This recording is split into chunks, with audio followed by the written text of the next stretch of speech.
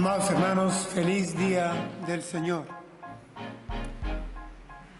Voy a leer para ustedes un pasaje de la Escritura tomado del Evangelio según San Juan, capítulo 8, versículos del 42 al 47, versión Reina Valera 2015. Dice así la palabra del Señor. Jesús entonces les dijo: si vuestro Padre fuese Dios, ciertamente me amaríais, porque yo de Dios he salido y he venido, pues no he venido de mí mismo, sino que Él me envió. ¿Por qué no entendéis mi lenguaje? ¿Por qué no podéis escuchar mi palabra? Vosotros sois hijos de vuestro padre el diablo, y los deseos de vuestro padre queréis hacer. Él ha sido homicida desde el principio y no ha permanecido en la verdad, porque no hay verdad en él. Cuando habla mentira, de suyo habla, porque es mentiroso y padre de mentira. Y a mí, porque digo la verdad, no me creéis. ¿Quién de vosotros me redarguye de pecado? Pues, si digo la verdad, ¿por qué vosotros no me creéis? El que es de Dios, las palabras de Dios oye. Por eso no las oís vosotros, porque no sois de Dios. Hermanos, este texto que acabo de leer forma parte de lo que podría ser la discusión más violenta que sostuvo Jesús con su auditorio. Estaba en las afueras del templo. Quienes le escuchaban era una multitud variada, mixta. Había parte del pueblo que le estaba siguiendo, había algunos fariseos, inclusive dice el versículo 31 que había algunos que habían creído en él. Que habían creído es cuestionable. Y frente a ellos, en las afueras del templo, cerca del lugar de las ofrendas, Jesús empieza a hablar de sí mismo. Él describe su identidad y la identifica, la vincula estrechamente con el Padre, con Dios el Padre. Él se identifica, se presenta como el enviado de Dios, como el Hijo del Hombre que ha salido de Dios, ha descendido de Dios y al Padre habrá de regresar, habrá de volver, habrá de retornar. Cuando se menciona en la discusión a Abraham como padre del pueblo judío, el Señor entonces les afirma: antes que Abraham existiera, ya yo era. Se presenta inclusive, lo hemos cantado, como la luz del mundo que viene a echar fuera las tinieblas. Hermanos, una presentación de este tipo ante el pueblo judío estaba levantando un ruido altamente molesto, a extremo de que la discusión se tornaba en un altercado. Llegaron a retarle cuando él menciona la ley de Moisés, afirma que con dos que coincidieren como testigos ante un tribunal y dijeren lo mismo, hay veracidad. Pues mi Padre confirma lo que yo digo. Y le llegaron a retar diciendo: ¿y quién es tu Padre? Nosotros no somos hijos de fornicación. Y sabemos el doble sesgo que le estaba dando la multitud a este argumento. La tensión iba en aumento. Juan, el evangelista, no esquiva el tema porque, como hemos advertido en más de una oportunidad, para Juan es muy importante al escribir su Evangelio la identidad de Jesús. Hermanos, hoy en día, a manera de introducción, yo quiero afirmar lo siguiente. Estamos en un contexto más o menos similar, en el que Dios, para la mayoría de nuestros conocidos, no pasa de ser quizá un ser supremo, una inteligencia superior, creadora, jamás personal, mucho menos moral. Para quienes les demos más confianza, nos terminarán diciendo que Dios es una creación de la mente del hombre, que el hombre ha creado a Dios a su imagen y conveniencia. Otros nos dirán, siguiendo a la filosofía del siglo XIX, que Dios no es más que una proyección de las potencialidades del hombre. Para muchos, Dios forma parte en su vocabulario de una expresión verbal de emergencia o hasta para una expresión verbal de blasfemia. Hermanos, estamos en una sociedad iconoclasta y a la vez idólatra. Esto es una paradoja sociológica digna de estudio y digna de que nosotros la analicemos, despertemos, porque está a nuestro alrededor, en ella estamos. Es una sociedad iconoclasta y al mismo tiempo es una sociedad idólatra, y así la denunciamos. Peor aún, en la práctica, la mayoría de nuestros congéneres quiere ser Dios para sí mismo y así se considera, y si es posible, Dios para los demás, para los que se dejen. Esa es la realidad. Desgraciadamente es así. El movimiento feminista, que altamente va tomando poder y popularidad en los medios de comunicación y en las calles, está cuestionando el pater familia, la figura del padre, y no en balde.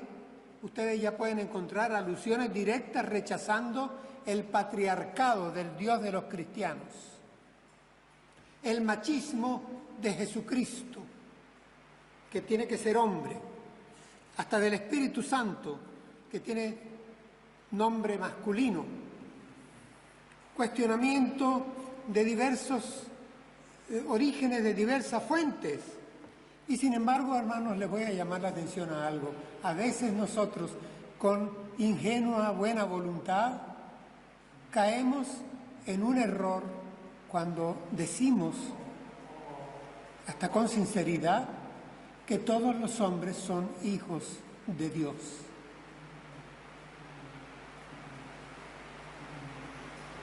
Esto no tiene base bíblica. No tiene base escritural. Y es más, seamos un poco prudentes y respetuosos, porque estamos atentando contra lo que creen otras religiones, otras confesiones, otras ideologías, algunos sincretismos, y es más, estamos atentando contra el ateísmo teórico y práctico que crece silvestre a nuestro alrededor. La mayoría de hombres y mujeres que nos rodean, pues les sobra aquello de que Dios sea su Padre. En el fondo nosotros sabemos, y algún día nos referiremos a ello, que sí abundan los padrinos y abundan los padrastros en nuestra sociedad. Pensar en una paternidad universal que cubra a los 7.000 millones de hombres y mujeres de la biosfera exige una convicción de filiación universal, que no la hay. Así que, habiendo diferentes credos, diferentes ideologías, diferentes cosmovisiones, diferentes filosofías, puntos de vista, tanto de verbo, de teoría, de expresión, de sentimiento, de pensamiento, como de vida práctica, yo creo que nosotros debemos de ser cuidadosos con aquello que ahora voy justamente a tomar como idea central del sermón.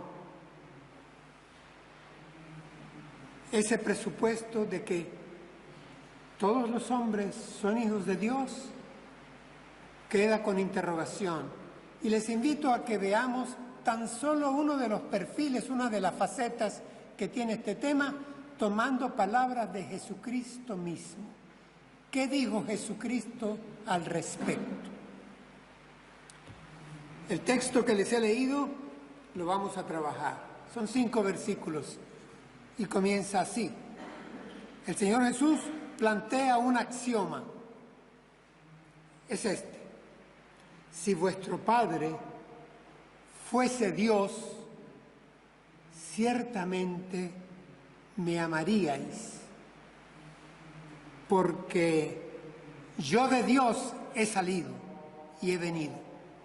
El axioma es: si vuestro Padre fuese Dios, ciertamente a mí me amaríais, dice Jesús. Si amáis a Dios y lo llamáis Padre, Jesús dice, obligatoriamente me tenéis que amar a mí. Y explica el por qué. Él dice, porque yo de Dios provengo, yo de Dios he salido. Hermanos, tal vez para nuestra cultura no nos diga mucho, para la cultura de Jesús había algo importantísimo, cardinal, que hasta el día de hoy el pueblo judío lo observa y lo cuida y lo cela. Tal vez todavía nosotros algo. ¿Saben qué? Es esto: el origen determina mi naturaleza, mi carácter, mis gestos, mi oficio, mi comportamiento, mi identidad. Es decir, mi origen es determinante. Esto para los judíos es clave.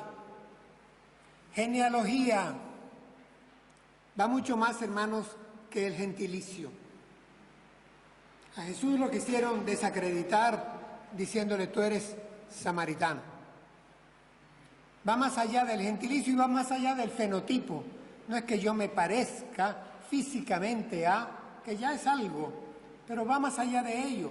Les estoy diciendo, hermanos, es que para la cultura judía, todo hijo era la representación prolongada de su padre.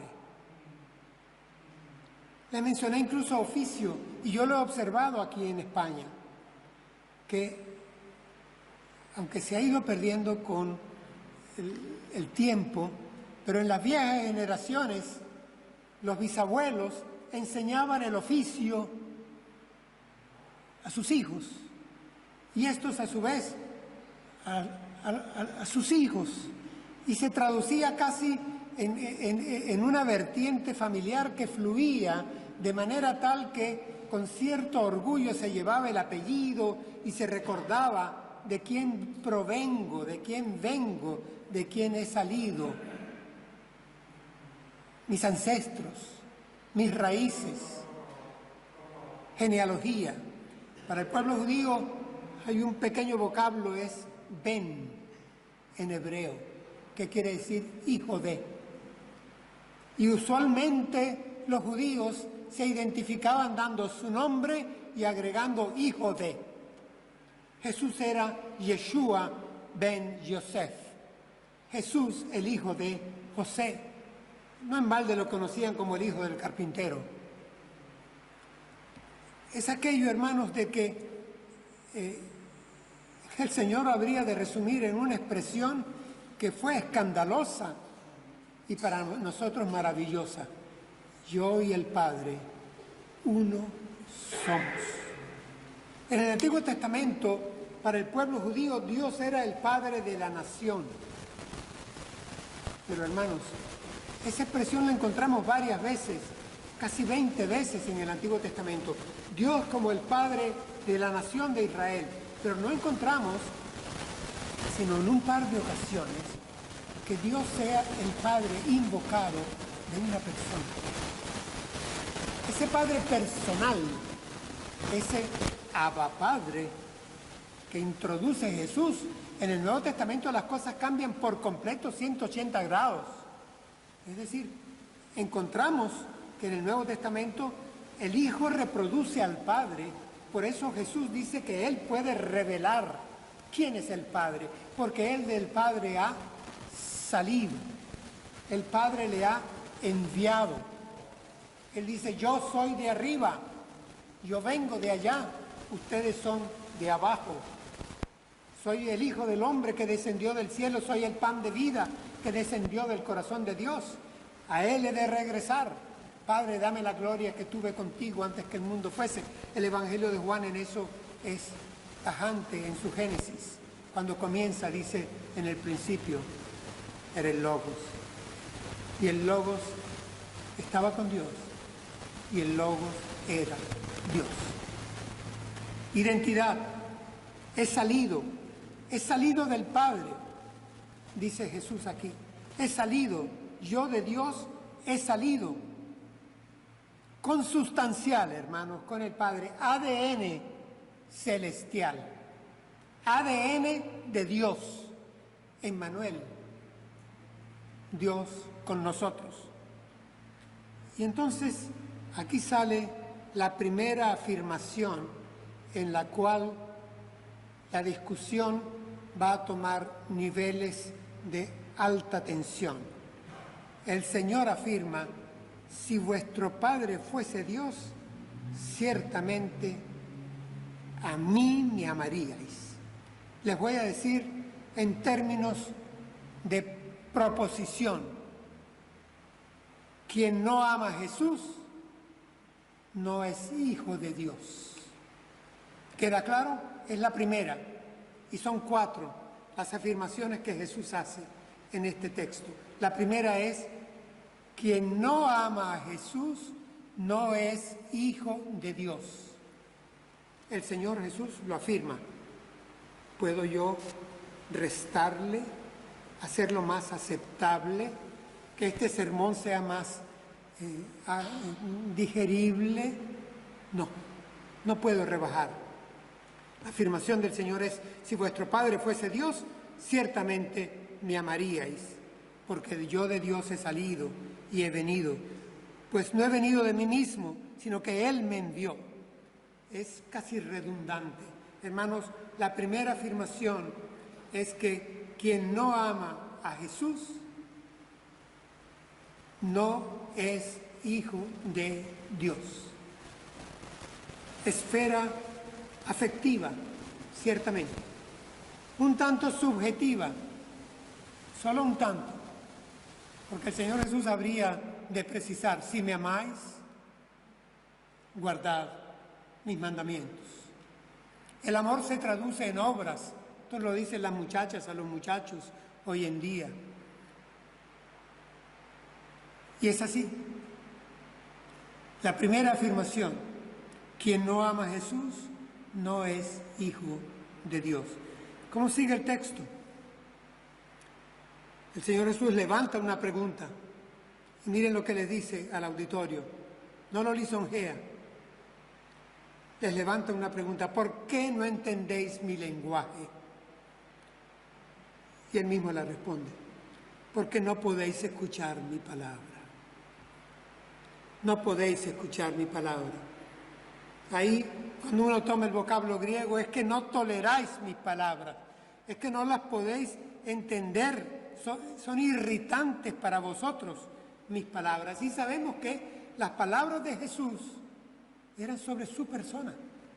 Jesús es el medio, a través predica un mensaje, y el mensaje es Él mismo. Él se predicaba y se presentaba a Él. Rechazando sus palabras, se rechazaba a Jesús. Hermanos, aquí se está refiriendo a una sordera espiritual. Una sordera espiritual. El tema de Jesús como el Mesías, el Hijo de Dios, Dios hecho hombre, es irritante, era irritante y lo es hoy. Miren, Zacarías dice, es que no quieren escuchar. Jeremías dice, oídos incircuncisos. Ezequiel dice, no oyen porque son rebeldes. Hermanos, un cerrojo íntimo en el corazón, una barrera en la mente. No quieren escuchar. ¿Les suena esto a ustedes extraño? ¿Creen que esto es solo de tiempos de los profetas o de tiempos del siglo I? ¿Cuántos de nuestros conocidos toleran que les mencionemos a Jesús, que les mencionemos la palabra de Dios, que les mencionemos el plan de salvación hecho concreto en Jesús, Dios hecho hombre? No lo toleran. Y esta es una realidad, hermanos, teológica que tiene un alcance antropológico, no es una cuestión de paja para estudiar en los seminarios. En Marcos capítulo 9, el cielo se abrió, dice la Escritura, y una voz desde los cielos dijo: este es mi Hijo amado. Y agregó: a él oíd. Vean bien, es el Padre quien habla, paternidad. Este es mi Hijo con mayúsculas, amado. Óiganlo, préstenle atención, escúchenle, obedézcanle.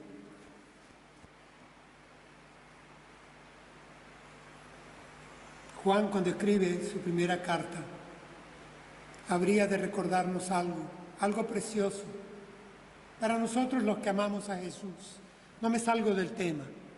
Él escribió: nosotros le amamos a Él porque Él nos amó primero. Sí, es importante el me amáis, la esfera afectiva, pero es importante el oír, el escuchar, el prestar atención. Y por eso siento la segunda proposición: quien no acepta las palabras de Jesús no es hijo de Dios. Quien no acepta su palabra no es hijo de Dios. ¿Por qué no entendéis mi lenguaje?, se desespera el Señor. Porque no podéis escuchar mi palabra, no la toleráis, os irrita, habéis puesto un cerrojo, como les he dicho. Me rechazáis. Al Señor se le llama en el Evangelio de Juan la palabra, el verbo. En el principio era el verbo, y el verbo era con Dios, y el verbo era Dios. En el principio era la palabra, y la palabra era con Dios, y la palabra era Dios. Y no podéis escuchar mi palabra, dice el Señor, es que no me toleráis. Aquel anciano, cuando tuvo en sus manos al bebé, lo levantó diciendo: esta es la salvación que muchos rechazarán. Sí. Segunda proposición: quien no acepta su palabra no es hijo de Dios. Avanzamos. Aquí el Señor emite una afirmación ahora solemne, lapidaria, excluyente, que no necesita ya más interpretación. Leo: vosotros sois hijos de vuestro padre el diablo, y los deseos de vuestro padre queréis hacer. Hermanos, yo sé que hoy en día, si la mayoría de nuestros conocidos no creen en Dios, mucho menos van a creer en que el diablo existe, en que existe el maligno. No creen, mucho menos. Si no creen en Dios, mucho menos creen en el maligno, en el diablo. Creen en el mal, porque lo ven, lo sufren, lo observan y lo practican. Creen en el mal, pero lo relativizan. Para unos esto es malo, para otros eso es bueno. Esa es tu opinión sobre el mal, esta es mi opinión sobre el mal. Y lo relativizan, ¿sí o no? Hermanos, porque la primera víctima de esta incredulidad es la verdad.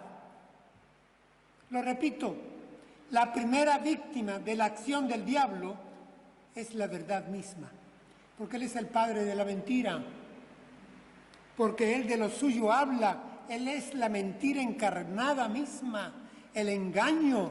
Miren, hermanos, nosotros con cuánta frecuencia oramos en el Padre Nuestro, líbranos del maligno. Porque sabemos y creemos, tenemos evidencia de que Satanás existe, pero hermanos también debemos de recordar que el mundo entero está bajo el poder del maligno.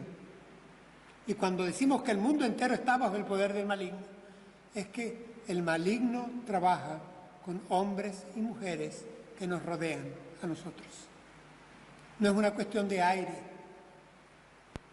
no es una cuestión, ciertamente, el diablo es invisible, es verdad, pero es poderoso y tiene con quien trabajar, con quien se lo permita o quien lo desee.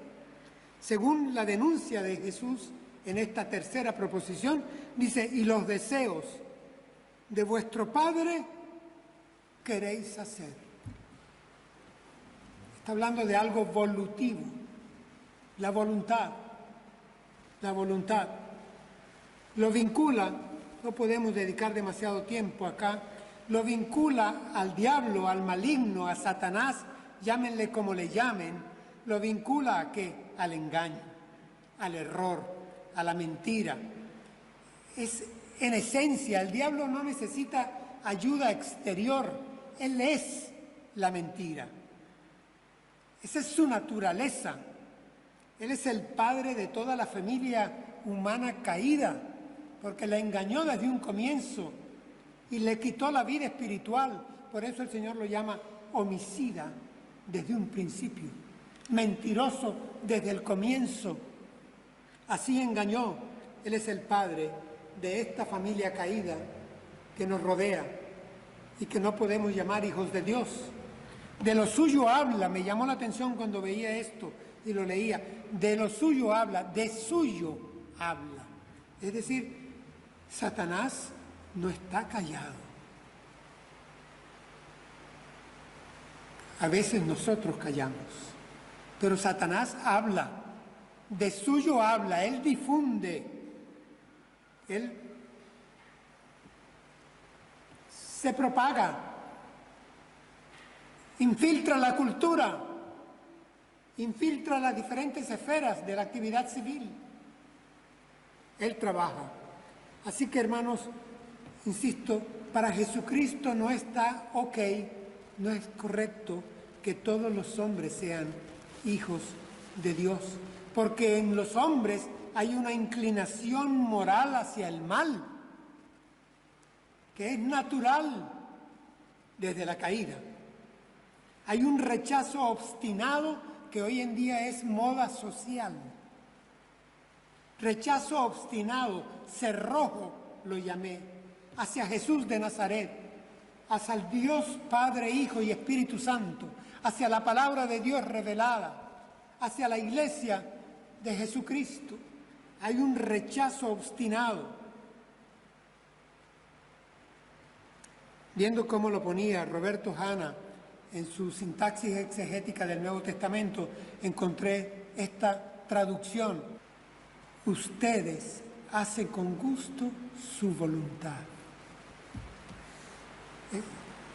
Diciendo, vosotros sois hijos de vuestro padre el diablo, y él lo pone, y vosotros hacéis con gusto su voluntad. Por eso decía, hay algo volutivo. Sí, hermano, pero es que hay más que eso, hay algo placentero en los que no son hijos de Dios, en hacer la voluntad del diablo. Eso es lo que está diciendo el Señor acá. No lo digo yo, este es tal vez el mensaje más impopular que yo pueda predicar, pero es que esto formó parte de una discusión, palabra de Dios en boca de Jesús, aclarando algo a una multitud a la afuera del templo en Jerusalén.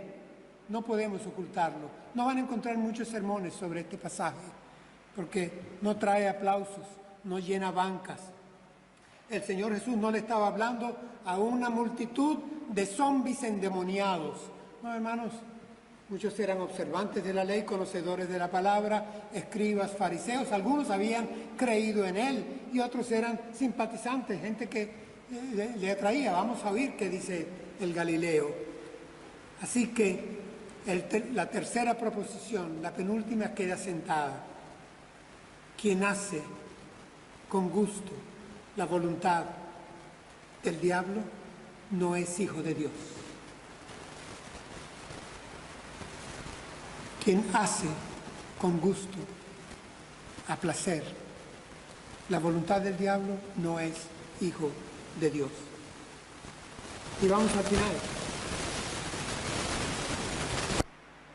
Después de una serie de contrastes entre verdad y mentira, el Señor lleva todo a su persona, como empezó. Y dice, y a mí, porque digo la verdad, no me creéis. A mí, porque digo la verdad, no me creéis. El Señor Jesús está trabajando aquí un dilema. Hermanos, esto formaba parte de la lógica griega en el discurso. Es lo que se llama un silogismo. Los ha encerrado. Le está demostrando a la multitud que le oye que si ellos fueran hijos de Abraham, las obras de Abraham harían. Si fueran hijos de Dios, las obras de Dios harían. Amarían al enviado de Dios, escucharían a quien aman por ser enviado de Dios y no harían la voluntad de quien engaña, de quien no dice verdad. Pero les está diciendo algo extraño que nosotros no observemos. Hermanos, esta multitud se movía entre los prejuicios y la indiferencia.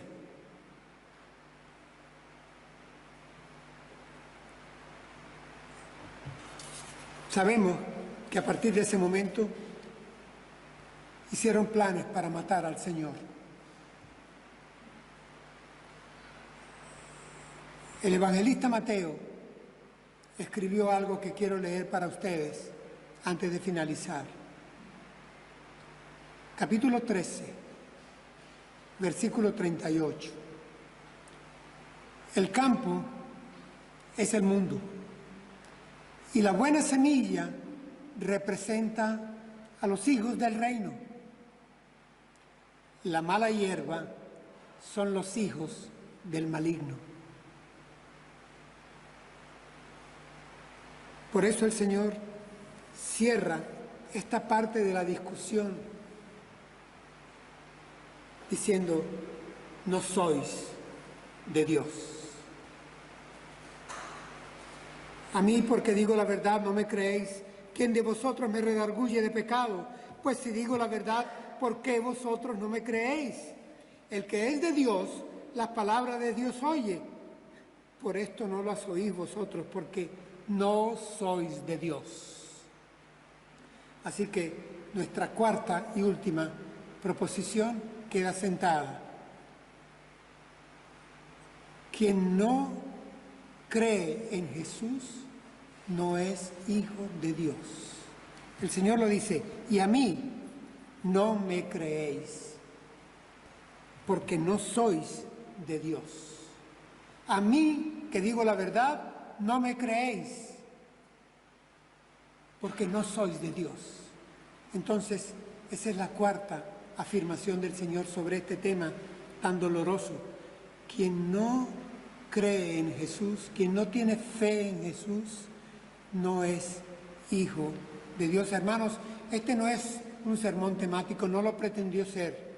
Yo les dije que íbamos y les advertí tan solo alumbrar una faceta, una arista de ese gran poliedro, de ese gran prisma. Pero, hermanos, es importante porque tenemos que ser conscientes de la realidad que nos rodea, en donde estamos. Podría dejar esto un sabor a cenizas al final, pero por fortuna no debe de ser así. La Escritura nos dice que el Hijo de Dios vino a nosotros, fue enviado para deshacer las obras del diablo, para deshacer las obras del diablo, para robarle, arrebatarle su pretendida y orgullosa paternidad, influencia que ejerce sobre muchos, para hacer nacer de nuevo y engendrar a los hijos de Dios. Ese evangelista que tanto he citado hoy, Juan, escribe en su primer capítulo, apenas empezando, dice: a lo suyo vino, pero los suyos no lo recibieron. Sin embargo, a los que lo recibieron, a los que creen en su nombre, les dio el privilegio de ser llamados hijos de Dios. No por voluntad de sangre, no por voluntad de carne, no por voluntad de varón. Son engendrados de Dios, del Espíritu Santo de Dios. Que a Él sea la gloria, porque esta historia siempre, como toda la historia de la cual Dios es rector, tiene final feliz. Démosle gracias a Él.